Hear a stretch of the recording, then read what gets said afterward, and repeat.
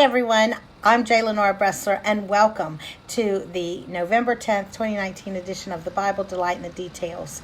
If you just listened to this program, you don't need to listen to it again. We were having some technical difficulties, just not good transmission quality. So I did a test, and now we're going to try again.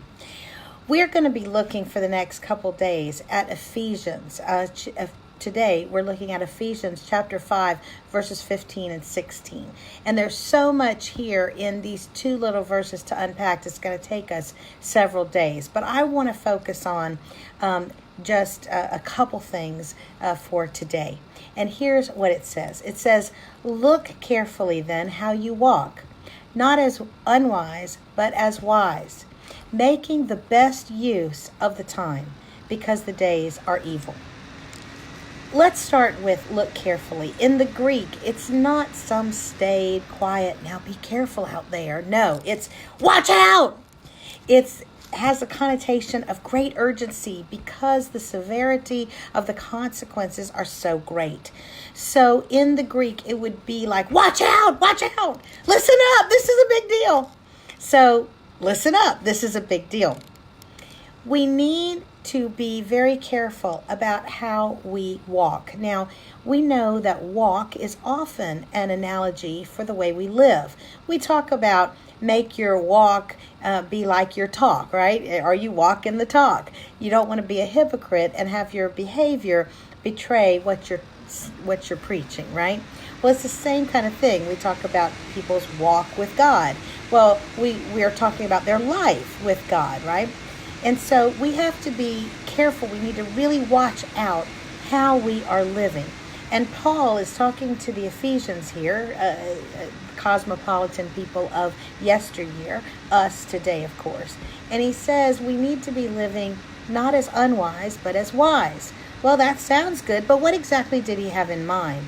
He goes on to say that we are to make the best use of the time. Now, in the Greek, it means to redeem the time. You say, well, what does that mean?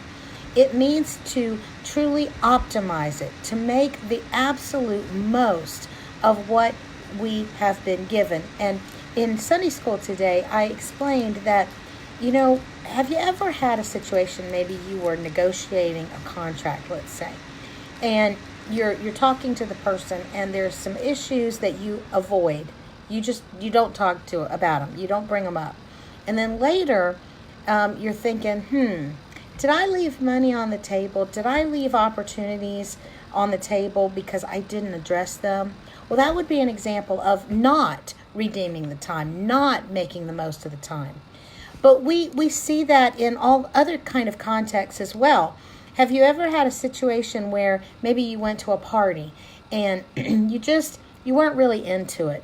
And so you didn't put forth all your effort. Or maybe it was in an academic setting. You were in a class and you in your heart of hearts, you didn't give it all that you could have. Well, that is an example of not redeeming the time, not making the absolute most of it.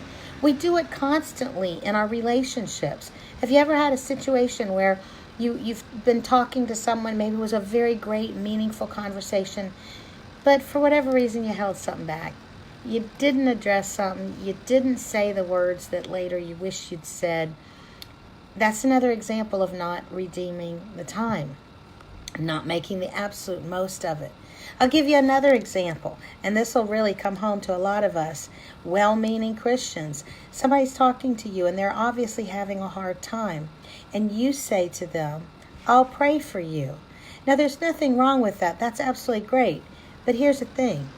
Wouldn't that moment of time have been better used by actually praying with them right then? And after you prayed with them, what about thinking to yourself, and what resources am I a steward of that I could have laid at their feet and helped them right then? That's how you redeem the time. You don't leave things unsaid. You don't leave actions undone. You don't assume that there will always be another opportunity to do things or to make people understand things. You do it when you have the time. Tomorrow, we're going to look at something absolutely fascinating, and that is the actual choice of the Greek word that Paul uses when he talks about time. It will open up a whole new way of thinking about the time that you and I are given and what we're to do in it. So be sure you join me tomorrow for the next edition of The Bible, Delight in the Details. Have a grand rest of the day.